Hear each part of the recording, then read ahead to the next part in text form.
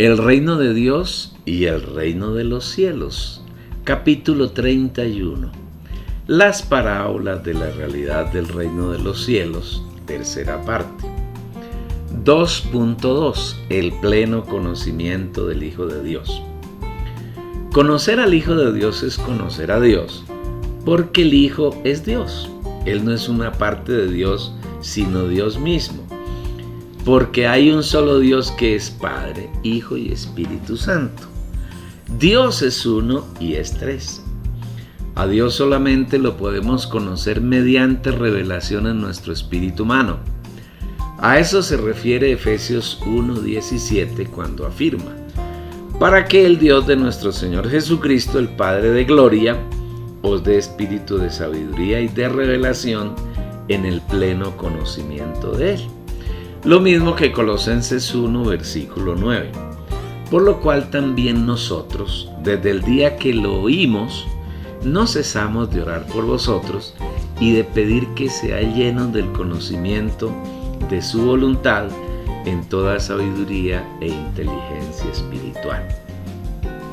Cuando el Señor nos creó, nos dio un espíritu humano con el fin de que en ese espíritu podamos conocerlo. Y ese conocimiento se logra solamente por revelación. Nadie conoce quién es el Hijo sino el Padre, ni quién es el Padre sino el Hijo, y aquel a quien el Hijo lo quiera revelar. Lucas 10, versículo 22. Por eso, apreciado lector, no intente conocer a Dios con su mente, que hace parte del alma. En el alma solamente podemos tener visión de lo que Dios ha revelado en nuestro espíritu.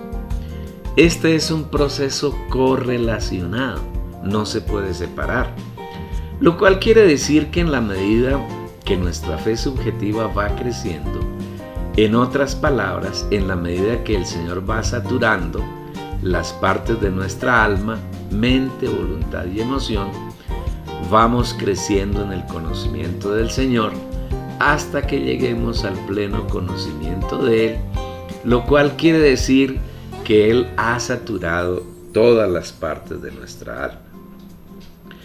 Conocer al Señor plenamente quiere decir que ya no haremos nada por nosotros mismos, que todos nuestros pensamientos lo tendrán a Él como el origen, que nuestras palabras serán su expresión y que lo reflejaremos en todas las cosas de nuestro diario vivir.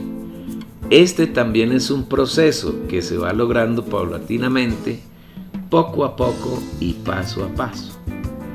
Mas nosotros todos, a cara descubierta, mirando y reflejando como un espejo la gloria del Señor, somos transformados de gloria en gloria en la misma imagen como por el Señor Espíritu. 2 Corintios 3, versículo 18. 2.3. Un varón perfecto. Una versión de la Biblia traduce esta parte del versículo como un hombre de plena madurez. La madurez de un árbol, de un animal y de un hombre es la etapa en que esos seres tienen la capacidad de dar fruto, de reproducirse. Si se observa el crecimiento de los seres vivos, se apreciará que este se da porque ellos absorben los nutrientes del medio en el que están plantados. Una planta absorbe por medio de la savia los nutrientes de la tierra y con ellos se alimenta, se nutre, crece, florece y produce frutos aptos para ser consumidos con quien los cultiva. Los animales generalmente comen vegetales y son nutridos igualmente con los nutrientes que estos han absorbido de la tierra, crecen, maduran y se reproducen. Igualmente los seres humanos comen animales y vegetales, se alimentan con los nutrientes que ellos les proporcionan y cuando llegan a la madurez producen frutos. Hablando espiritualmente, el proceso es similar. Cuando creímos fuimos injertados en Cristo, que es la vid verdadera, y absorbemos todos sus, comillas, nutrientes, que son sus riquezas. Poco a poco vamos creciendo hasta que llegamos a la plena madurez y damos frutos para su satisfacción. Aprecia lo que al respecto nos dice el Espíritu en Juan 15:1. Yo soy la vid verdadera y mi Padre es el labrador. Todo pámpano que en mí no lleva fruto lo quitará, y todo aquel que lleva fruto lo limpiará para que lleve más fruto. Dios ha laborado en nosotros durante mucho tiempo y aún sigue trabajando con el único propósito de que tengamos fruto para su satisfacción. Esto está confirmado en Colosenses 1, versículo 10 al decir: para que andéis como es digno del Señor, agradándole en todo, llevando fruto en toda buena obra y creciendo por el pleno conocimiento de Dios. Cada día, como hijos de Dios, debemos disponernos para que por medio de su trabajo en nosotros pueda encontrar algún fruto para disfrutar, para alimentarse y para gozar. Que no seamos como la higuera que el Señor maldijo, que solo tenía hojas y no suplió oportunamente la necesidad del Señor. Por la mañana, volviendo a la ciudad, tuvo hambre, y viendo una higuera cerca del camino, vino a ella, y no halló nada en ella, sino ojos solamente, y le dijo: nunca jamás nazca de ti fruto. Y luego se secó la higuera. Mateo 21, versículos 18 y 19. Todos los hijos de Dios hemos sido injertados en la vid verdadera para que demos fruto y satisfagamos al Señor, porque de lo contrario corremos el riesgo de ser cortados, echados en el horno y arder. El que permanece en mí y yo en él, éste lleva mucho fruto. El que en mí no permanece será echado fuera como pámpano y se secará, y los recogen y los echan en el fuego y arden. Juan 15, versículos 5 y 6. Llevar fruto no consiste en que, conforme a nuestros conceptos, hagamos obras para Dios, sino que cada día seamos un pan delicioso que Él pueda comer y en el cual encuentre deleite. Hoy el Señor ha encontrado algo que comer en ti, o en tu vivir solamente le ofreces uvas agrias que le producen dentera. Qué bueno sería que el Señor cada día pueda decir de nosotros: tú eres mi Hijo amado, en quien me deleito. Marcos 1, versículo 11. 2.4. La medida de la estatura de la plenitud de Cristo. El cuarto aspecto que el Señor desea que alcancemos es la medida de la estatura de la plenitud de Cristo. Esto quiere decir que necesitamos que Cristo sature nuestro ser hasta el punto de que no haya nada que no esté lleno de Él. Nuestra mente necesita ser lleno de Cristo hasta que ni un solo pensamiento escape de Él. Esto quiere decir que en un creyente que ha llegado a la estatura de la medida de la plenitud de Cristo, no hay ningún pensamiento suyo que no tenga como origen el Espíritu, y este es un hábito que vamos adquiriendo poco a poco. Apreciado lector, ser un hombre espiritual no es nada complicado ni difícil.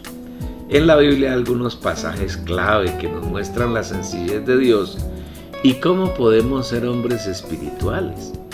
Uno de esos versículos clave está en Romanos 8:5, que leemos inmediatamente. Porque los que son de la carne piensan en las cosas de la carne, pero los que son del Espíritu en las cosas del Espíritu. Si usted lee con oración este versículo, tendrá luz y verá que todo depende del lugar donde está la mente, el pensamiento. Si tus pensamientos están todo el tiempo en la carne, eres un hombre carnal. Y ten en cuenta que la carne aquí no se refiere solamente a las cosas negativas y pecaminosas, sino que tiene que ver con todo aquello que no es Dios y que no tiene al Señor como su origen, lo que implica que las cosas buenas también son de la carne. Las buenas intenciones, las buenas obras, los buenos deseos, las buenas palabras y los buenos pensamientos que no se originan en Dios son parte de la carne. Si tu mente es así, eres carnal. Pero no te afanes ni te lamentes, más bien dale gracias a Dios por mostrarte estas cosas. aparentemente simples, y ruégale que te ayude a adquirir el hábito de pensar en las cosas del Espíritu para tener sus pensamientos, para meditar en su palabra. Si en buena parte de los 86.400 segundos que tiene el día te dedicas a pensar en la persona de Dios, Padre, Hijo y Espíritu, en su maravillosa obra de redención, encarnación, vivir humano, muerte, resurrección, ascensión, entronización, descenso como el Espíritu vivificante para morar en ti y en la obra de transformación que hoy está realizando hasta llevarte a tener su estatura. Si piensas y disfrutas de todas sus riquezas, vida eterna, amor, santidad, justicia y luz, si piensas y disfrutas de su cuidado amoroso, de su paz, su longanimidad, su bondad, su gozo, entonces eres un hombre espiritual y vives y andas por el Espíritu y en el Espíritu. ¿Ves lo sencillo que es? No obstante, este es un hábito al que no estamos acostumbrados y que se alcanza con la práctica diaria. Poco a poco, paso a paso, vamos logrando permanecer más tiempo en el Espíritu. Lentamente nuestra mente se va sometiendo al Espíritu, donde mora Dios como el Espíritu, y se va llenando de Él, hasta que esté totalmente saturada por el Señor. Y como la mente es la parte dominante de nuestra alma, si ella es ganada por el Espíritu, fácilmente las restantes partes del alma, voluntad y emoción, serán saturadas, y cuando todas sean llenas del Señor, habremos alcanzado la estatura de la plenitud de Cristo. Es por esta razón que el Espíritu afirma cuando habla de la necesidad de vivir en el nuevo hombre. En cuanto a la pasada manera de vivir, despojados del viejo hombre que está viciado conforme a los deseos engañosos, y renovados en el espíritu de vuestra mente, y vestidos del nuevo hombre, creados según Dios en la justicia y santidad de la verdad. Efesios 4, versículos 22 al 24. Eliminar la pasada manera de vivir y despojarnos del viejo hombre es quitar nuestra mente de las cosas de la carne y renovarnos en el espíritu de nuestra mente para vivir en el nuevo hombre. Es poner la mente en las cosas del espíritu, y poner la mente en el espíritu es hacer real la obra que el Señor hizo en la cruz y en su resurrección, que consistió en crucificar y matar al viejo hombre, que es la unión de Satanás con nuestro ser, y resucitar como el nuevo hombre para entrar en nosotros y constituirnos con él. En pocas palabras, el Señor Jesús fue a la cruz y allí mató al viejo hombre, lo anuló y lo eliminó, y resucitó como el nuevo hombre, y hoy ese nuevo hombre está en nuestro espíritu. En la medida que pensamos en las cosas del espíritu, que ponemos nuestra mente en el espíritu, esa preciosa obra del Señor se hace real en nosotros y nos hacemos el nuevo hombre. Al mismo tema se refiere Romanos 12:2 cuando afirma: no os conforméis a este siglo, sino transformaos por medio de la renovación de vuestro entendimiento, para que comprobéis cuál sea la voluntad de Dios, buena, agradable y perfecta. Una vez más, el Señor nos muestra que todo el problema está en la mente. Nuestra mente es nuestro entendimiento. Este requiere ser renovado, no conformándolo a este siglo que es la corriente del mundo. El mundo es el sistema satánico que se opone a Dios y se constituye en una corriente de la que es muy difícil escapar. El mundo tiene herramientas muy poderosas para atrapar a las personas: los medios de comunicación, la música, la moda, las costumbres, las tradiciones, la religión, las prácticas de los grupos cristianos, las fiestas y carnavales. Todos ellos son medios por los cuales muchas personas y hasta los creyentes son atrapados y entregados a merced de Satanás. Por eso el Señor nos pide que no nos dejemos atrapar, que no nos conformemos, es decir, que no tomemos la forma de la corriente de este mundo, sino que por el contrario pongamos la mente en el espíritu, donde podemos comprobar cuál es la voluntad de Dios, que es buena, agradable y perfecta. Si cada día pensamos en las cosas del espíritu, llegará el momento en que todo el tiempo nuestra mente estará ocupada saturada por el Espíritu y con ella las restantes partes de nuestra alma. Esto quiere decir que el Señor creció en nosotros y ahora nosotros tenemos su estatura, o sea que hemos llegado a la estatura de la plenitud de Cristo. En otras palabras, Cristo ha llenado totalmente nuestro ser y en nosotros ya no cabe más Cristo. Estamos plenos y llenos de Él y siendo así, habremos colmado la medida para hacer las primicias y estaremos listos para ser tomados por Cristo. Ahora, si Él demora y nosotros morimos, si salimos de este mundo, entonces antes de la gran tribulación, resucitaremos como el Hijo varón. A esto se refiere Pablo cuando su martirio estaba cerca, porque yo ya estoy para ser sacrificada y el tiempo de mi partido está cercano. He peleado la buena batalla, he acabado la carrera, he guardado la fe. Por lo demás me está guardada la corona de justicia, la cual me dará el Señor, juez justo en aquel día. Y no solo a mí, sino también a todos los que aman su venida. 2 Timoteo 4, versículos 6 al 9. Pablo fue un hermano que alcanzó la unidad de la fe, conoció plenamente al Hijo de Dios, maduró y produjo frutos que agradaron al Señor, y el Señor creció en él hasta que alcanzó la medida de la estatura de la plenitud de Cristo. Ahora este proceso debe realizarse también en nosotros. Si usted es cuidadoso en observar y meditar en la palabra de Dios, notará que al comienzo del versículo en Efesios 4, versículo 3 dice, hasta que todos lleguemos. Al decir todos implica que no puede faltar ninguno. En otras palabras, todos los creyentes tenemos que alcanzar estos 4 requisitos para entrar en la presencia del Señor. Pero no todos lo alcanzarán a la vez. Primero los alcanzarán aquellos santos que durante su vida se dieron totalmente al Señor para que Él los llenara y saturara con su persona, su vida y su naturaleza. Y ellos serán el Hijo varón, que son aquellos hermanos que han de ser resucitados y ascendidos al trono de Dios antes de la gran tribulación. Con ellos hay otro grupo que la Biblia llama las primicias, los cuales al momento de comenzar la gran tribulación estarán vivos, pero totalmente llenos del Señor. Entonces serán transformados y arrebatados al trono de Dios para disfrute del Señor. Los hijos de Dios que para el comienzo de la gran tribulación están vivos, pero que no han alcanzado los 4 aspectos que estamos tratando, tendrán que pasar casi toda la gran tribulación en un proceso acelerado de transformación, y la mayoría serán los vencedores salidos de la gran tribulación. Lógicamente a un costo muy elevado, porque ese periodo tribulacionista será muy difícil y doloroso. No obstante, aquí el Señor manifiesta su misericordia con esos hermanos.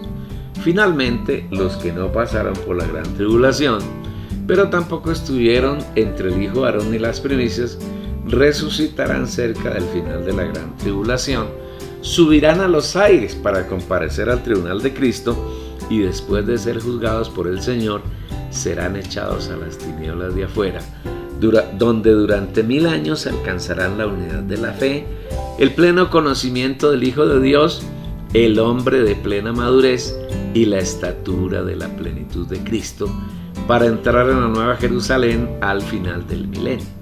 ¿En cuál de estos grupos quieres ir? Es tu decisión.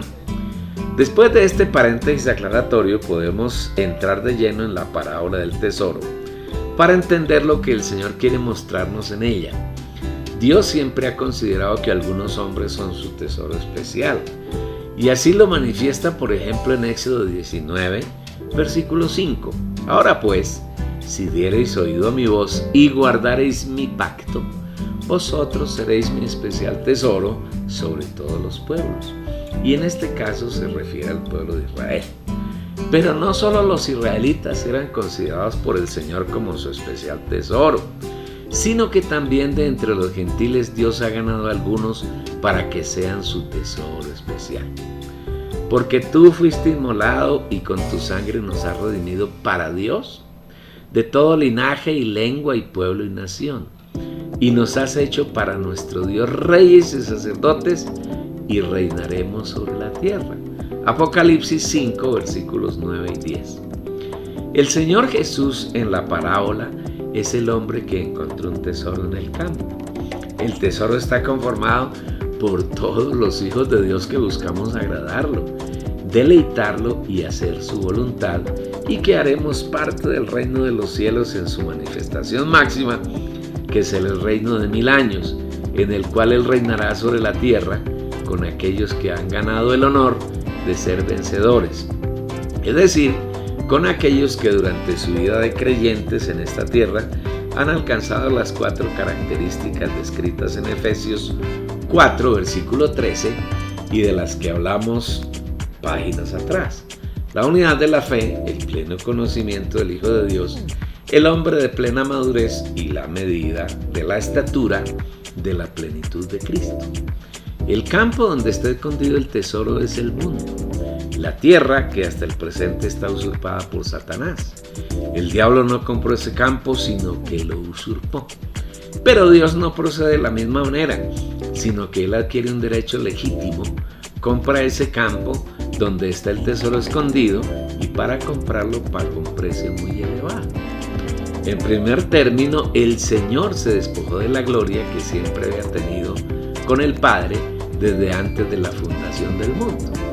Una vez que se despojó de su gloria, se hizo un hombre lleno de humildad, y por más de 3 décadas pasó por muchos sufrimientos en esta tierra: persecuciones de Satanás y de los hombres, incomprensión, calumnias, acusaciones falsas, burlas, etc. Al final de ese periodo murió en la cruz, pero con esa muerte, que a los ojos de Dios fue muy agradable, derrotó y aplastó a Satanás y nos liberó a nosotros de sus garras. Luego de su muerte, por el poder de Dios, resucitó de entre los muertos para vencer a aquella como el peor flagelo que Satanás había introducido en la humanidad. Y al resucitar entró en aquellos que él mismo había escogido antes de la fundación del mundo, para con ellos formar su tesoro. Observe que ese tesoro está escondido. El Señor lo encontró en el campo y fue y lo escondió, y así permanece escondido. Al Señor no le gusta la publicidad ni lo atraen las multitudes, sino que le encanta el secreto, la intimidad y las pocas cosas que tiene excelente calidad. Es por eso por lo que cuando el Señor nos enseñó a orar, lo primero que hizo fue corregir 2 errores que los religiosos cometen al hacerlo: el orar en público para ser visto de los hombres y las vanas repeticiones en la oración. En cuanto al primer punto, el Señor afirma: y cuando oréis, no seáis como los hipócritas, porque ellos aman el orar en pie en las sinagogas y en las esquinas de las calles para ser vistos por los hombres. De cierto os digo que ya tienen toda su recompensa. Mas tú, cuando ores, entra en tu aposento, y cerrada la puerta, ora a tu Padre que está en secreto, y tu Padre que ve en lo secreto te recompensará. Mateo 6, versículos 5 y 6. Al Señor definitivamente le encanta el secreto y la intimidad, y por eso el tesoro al que se refiere a la parábola que estamos considerando no es público, sino que aún hoy se mantiene escondido en Cristo. Porque habéis muerto y vuestra vida está escondida con Cristo en Dios. Colosenses 3, versículo 3. Desde el punto de vista físico, un tesoro no ocupa mucho espacio y tampoco tiene muchos elementos. Los tesoros más valiosos contienen generalmente oro, perlas y piedras preciosas. Y esos son los materiales que conforman la Nueva Jerusalén, de la cual los vencedores serán un anticipo. El material de su muro era de jaspe, pero la ciudad era de oro puro, semejante al vidrio limpio, y los cimientos del muro de la ciudad estaban adornados con toda piedra preciosa. El primer cimiento era jaspe, el segundo zafiro, el tercero ágata, el cuarto esmeralda, el quinto ónice, el sexto cornalina, el séptimo crisólito, el octavo berilo, el noveno topacio, el 10º crisopraso, el 11º jacinto, el 12º amatista, Las 12 puertas eran 12 perlas, cada una de las puertas era una perla, y la calle de la ciudad era de oro puro, transparente como vidrio. Apocalipsis 21, versículos 18 al 21. Todos los hijos de Dios llegamos a ser esos tres materiales: oro, perlas y piedras preciosas, y todos estamos en el proceso de transformación para llegar a ese estado. Solamente que unos lo alcanzarán primero y otros después. Unos lograrán llegar a ese estado antes de la gran tribulación y serán los vencedores tempranos. Otros lo alcanzarán durante la gran tribulación pagando un precio muy alto, y los demás llegarán a ser oro, perlas y piedras preciosas después de que hayan pasado 1000 años en las tinieblas de afuera, llorando y crujiendo los dientes. A esto se refiere el Espíritu cuando, por medio de nuestro hermano Pablo, afirma: conforme a la gracia de Dios que me ha sido dada, yo como perito arquitecto puse el fundamento, y otro edifica encima, pero cada uno mire cómo sobreedifica. Porque nadie puede poner otro fundamento que el que está puesto, el cual es Jesucristo. Y si sobre este fundamento alguno edificare oro, plata, piedras preciosas, madera, heno, hojarasca, la obra de cada uno se hará manifiesta, porque el día la declarará, pues por el fuego será revelada. Y la obra de cada uno cual sea, el fuego la probará. Si permaneciere la obra de alguno que sobreedificó, recibirá recompensa. Si la obra de alguno se quemare, él sufrirá pérdida, si bien él mismo será salvo, aunque así como por fuego. 1 Corintios 3, versículos 10 al 15. Solamente hay un fundamento para la edificación, y Dios le dio la gracia solamente a un hombre para poner ese fundamento, a saber, a Pablo. Nadie distinto a él puede poner el fundamento, y todos los creyentes estamos apoyados sobre el único fundamento, que es el Señor Jesucristo, su persona y su obra. El problema está en cómo sobreedificamos cada uno de nosotros, porque todos los creyentes tenemos la obligación de sobreedificar, y para hacerlo tenemos la opción de elegir entre dos grupos de materiales: madera, heno y hojarasca, el primer grupo, y oro, plata y piedras preciosas, el segundo grupo. Se puede ver que el primer grupo está conformado por 3 elementos vegetales: madera, heno y hojarasca. Los 3 se refieren a la naturaleza humana no transformada, no trabajada por el Señor, y con esos materiales sobreedifica el cristianismo contemporáneo.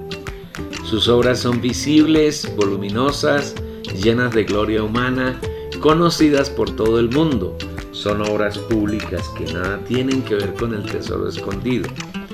La apariencia de estas obras es de madera, que da un aspecto bello y atractivo a quienes las aprecian, pero no resisten ni a los animales que las atacan, ni al fuego.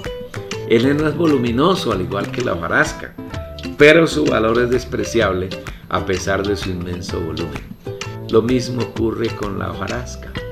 Pero quienes edifican con oro, plata y piedras preciosas son aquellos que se someten al Señor para que Él pueda hacer su obra de transformación, hasta que obtenga unos materiales que no se corrompen con nada y que no pueden ser afectados por el fuego, pues la obra de cada uno de nosotros será probada con fuego. El oro es un metal que tiene características únicas. No se corrompe con ningún ácido, siempre se mantiene en el mismo volumen y no hay sustancia que pueda descomponerlo. Cuando se somete a altas temperaturas se funde y hace que a su superficie emerjan las impurezas que pueda haber dentro de él hasta quedar totalmente puro, pero el fuego no lo destruye. Por eso el Señor compara nuestra fe con ese metal, para que sometida a prueba vuestra fe, mucho más preciosa que el oro, el cual aunque perecedero se prueba con fuego, sea hallada en alabanza, gloria y honra cuando sea manifestada Jesucristo. 1 Pedro 1, versículo 7.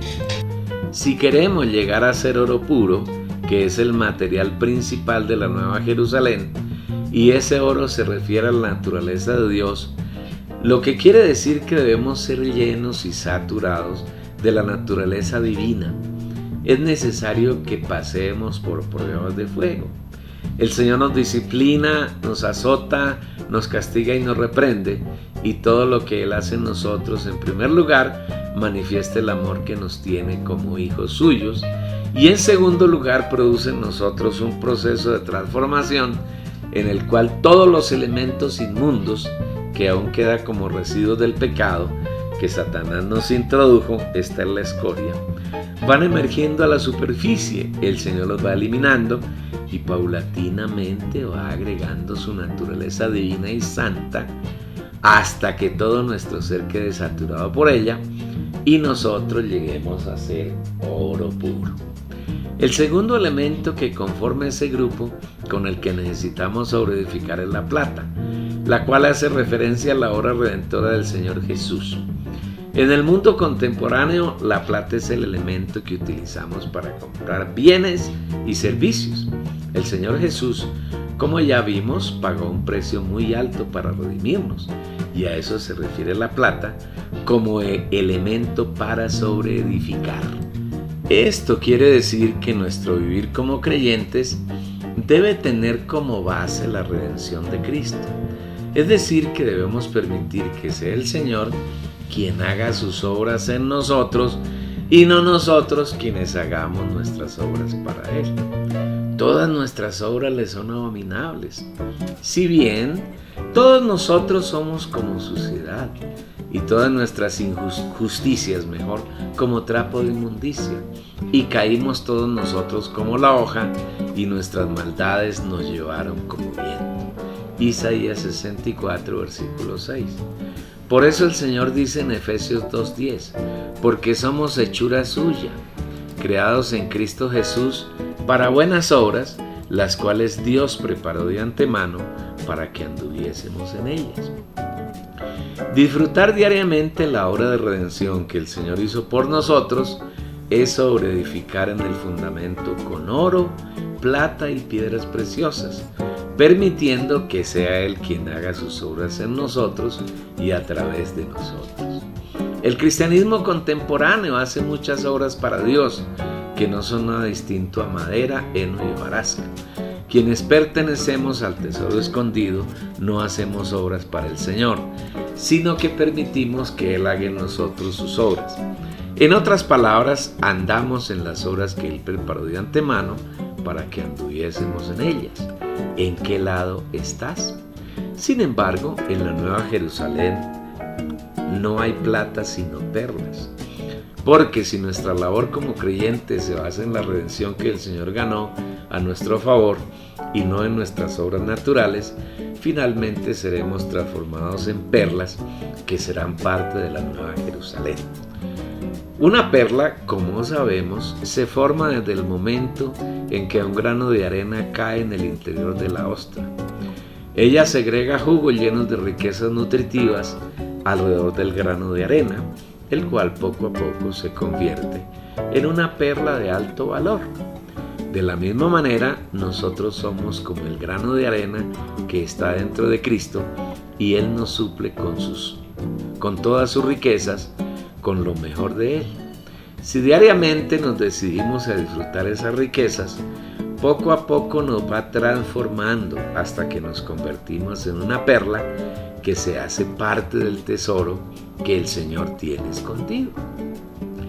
El tercer elemento del segundo grupo son las piedras preciosas, y estas se refieren a la obra de transformación que Dios como el Espíritu opera en los creyentes que se disponen para que Él trabaje. Las gemas o piedras preciosas como el diamante, el rubí, la esmeralda, la cornalina y todas ellas no están desde siempre en la naturaleza, sino que se van formando a través de periodos de tiempo muy prolongados, sometidas a altas y bajas temperaturas, a altas presiones y bajo todas las circunstancias que les da la naturaleza, y en el tiempo se convierten en gemas muy valiosas. En un sentido, nadie puede edificar la iglesia, el cuerpo de Cristo, porque esa potestad se la reservó el Señor para su exclusividad. Y yo también te digo que tú eres Pedro, y sobre esta roca edificaré mi iglesia. Mateo 16, versículo 18. Pero el Señor no edifica solo, sino que requiere de los hombres que Él escogió y redimió. En la medida que disponemos nuestro ser, Él nos somete a altas y bajas temperaturas, a altas y bajas presiones, a sufrimientos, a dificultades y a tantas cosas por las que pasamos mientras atravesamos este valle de la vida humana. Pero si nos mantenemos firmes, antes de que venga el Señor, habremos sido transformados en piedras preciosas que serán útiles en su edificación. Y a esto se refiere la frase: cada uno mire cómo sobreedifica encima. En 1 Corintios 3:13 dice que la obra de cada uno será probada por el fuego. La obra de cada uno se hará manifiesta porque el día la declarará, pues por el fuego será revelada. Y la obra de cada uno, cual sea, el fuego la probará. Este versículo dice que el día declarará la obra de cada uno. ¿Qué día es este? No hay duda de que ese día es el día del tribunal de Cristo, en el cual casi todos los hijos de Dios serán juzgados por las obras que hayan ejecutado mientras estaban en el cuerpo. Porque es necesario que todos nosotros comparezcamos ante el tribunal de Cristo, para que cada uno reciba según lo que haya hecho mientras estaba en el cuerpo, sea bueno o sea malo. 2 Corintios 5, versículo 10. El tribunal de Cristo será establecido en los aires, cerca del final de la gran tribulación, y allí serán juzgados la mayor parte de los creyentes. De ese juicio estarán exentos aquellos hermanos que hayan sido resucitados como el hijo varón antes de la gran tribulación, y los que hayan sido arrebatados vivos, igualmente antes de la gran tribulación, como las primicias vivas. Y estos últimos son los creyentes que, estando vivos, han madurado totalmente, según lo descrito en Apocalipsis 14, versículo 1 al 5. ¿Por qué ellos no serán juzgados? Porque en el curso de su vida de creyentes en la tierra fueron juzgados, disciplinados, azotados, castigados y reprendidos por el Señor, y ellos se sometieron totalmente a su disciplina. Porque es tiempo de que el juicio comience por la casa de Dios. Y si primero comienza por nosotros, ¿cuál será el fin de aquellos que no obedecen al Evangelio de Dios? 1 Pedro 4, versículo 17. Observa que aquí hay dos grupos de personas, y los dos grupos son creyentes genuinos. El primer grupo hace referencia a quienes, haciendo parte de la casa de Dios, hacen la voluntad del Padre. Y en medio de los sufrimientos, la disciplina y la reprensión, se someten al Señor. Y el otro grupo se refiere a quienes, siendo también parte de la casa de Dios, no obedecen al Evangelio de Dios. Observa bien para que veas que no habla de incrédulos, sino de aquellos que no obedecen al Evangelio de Dios. Un hermano genuino indudablemente es un creyente que ha recibido al Señor, pero puede ser que no obedezca al Evangelio de Dios, que es Cristo. Puede ser que él se dedique a seguir a hombres, ministerios particulares, tradiciones religiosas, o a vivir de acuerdo con sus propios conceptos y puntos de vista, pero no a hacer la voluntad del Señor, no a seguir al Cordero por donde quiera que va. Esto es desobedecer el Evangelio de Cristo. En el tribunal de Cristo cada uno expondrá su obra, la que hizo mientras estuvo en el cuerpo. Y a esa obra el Señor le pondrá fuego. Si la obra está hecha con oro, plata y piedras preciosas, lógicamente no se quemará. Y ese es el tesoro escondido al que se refiere la parábola. El dueño de esa obra fue alguien que anduvo en las obras que el Señor preparó de antemano en Efesios 2:10, y él será galardonado entrando en las bodas del Cordero, que durarán 1000 años. La obra de otros creyentes será quemada, porque fue hecha con madera, heno y hojarasca. Todos estos elementos son vegetales y se refieren a la naturaleza humana no transformada, la naturaleza humana que no permitió que el Dios triuno como el Espíritu realizara su obra de transformación, y son creyentes que no lograron, mientras estaban en el cuerpo, llegar a la unidad de la fe, ni conocer plenamente al Hijo de Dios, ni llegar a ser el hombre de plena madurez, ni alcanzaron la estatura de la plenitud de Cristo. La obra de estos hermanos, aunque voluminosa y vistosa, el fuego la desaparecerá, y ellos no tendrán nada para ofrendar al Señor. Aunque estos hermanos sean salvos, sufrirán una gran pérdida, porque no podrán entrar en las bodas del Cordero, y tendrán que ser echados a las tinieblas de afuera durante todo el reino milenario, donde por medio del lloro y del crujir de dientes serán transformados, para que al final de los 1000 años puedan entrar en la Nueva Jerusalén. Esto es lo que quieren decir las frases: si la obra de alguno se quemare, él sufrirá pérdida. Si bien él mismo será salvo, aunque así como por fuego. El hecho de que a pesar de su desobediencia sea salvo, demuestra la gran misericordia del Señor. El cristianismo está lleno de esta clase de obras, mega iglesias, donde se hacen muchos milagros, pero de dudoso origen. Ministros que soplan y tumban la gente, pero sin ningún respaldo de la palabra ni del Espíritu. Ministerios que proclaman ser los únicos y que fuera de ellos no hay salvación, pero que Dios, desde el punto de vista de ellos, su ministerio es el único que acepta, y un sinfín de cosas que tú, querido lector, seguramente conocerás más que quien escribe estas líneas. Ten en cuenta que el tesoro reúne dos condiciones especiales. La primera, que es pequeña, no es voluminoso. Un tesoro conformado por oro, perlas y piedras preciosas cabe en un cofre de tamaño pequeño, no ocupa mucho espacio y es de gran valor. La segunda característica del tesoro es secreto, está escondido, no es público, y es fácil esconderlo porque es pequeño, no es voluminoso como la madera, el heno y la hojarasca. Por eso, cuando el Señor habló de su venida, dijo que ésta sería como ladrón en la noche, pero el día del Señor vendrá como ladrón en la noche. Segunda de Pedro 3, versículo 10.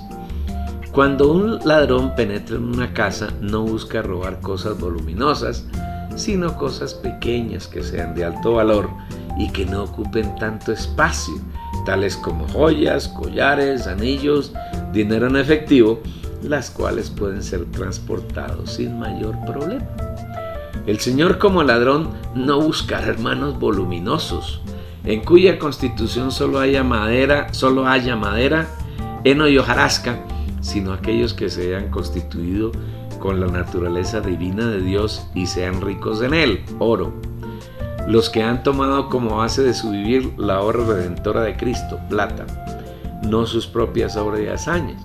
Igualmente tomará a aquellos santos que hayan permitido que el Espíritu Santo lograra realizar su obra de transformación hasta convertirlos en piedras preciosas. Amable lector y oyente, queremos concluir la reflexión sobre esta parábola del tesoro escondido formulándote una pregunta con todo respeto, y esperamos que se la respondas al Señor en oración. Mientras lees este libro, ¿consideras que has absorbido suficientemente la naturaleza divina dentro de ti? ¿Consideras que has vivido tu vida de creyente disfrutando y haciendo real en tu vivir la obra redentora que el Señor Jesús realizó por y para nosotros, y que le has permitido trabajar suficientemente al Espíritu Santo para que te transforme y te pueda presentar perfecto en Cristo Jesús? Si no es así, por favor, no desaproveches un segundo más de la vida que el Señor te está dando en esta tierra. Mañana puede ser demasiado tarde. Otros necesitan disfrutar esta palabra para crecer, y podrán hacerlo si tú les envías la dirección de la página www.las-primicias.com.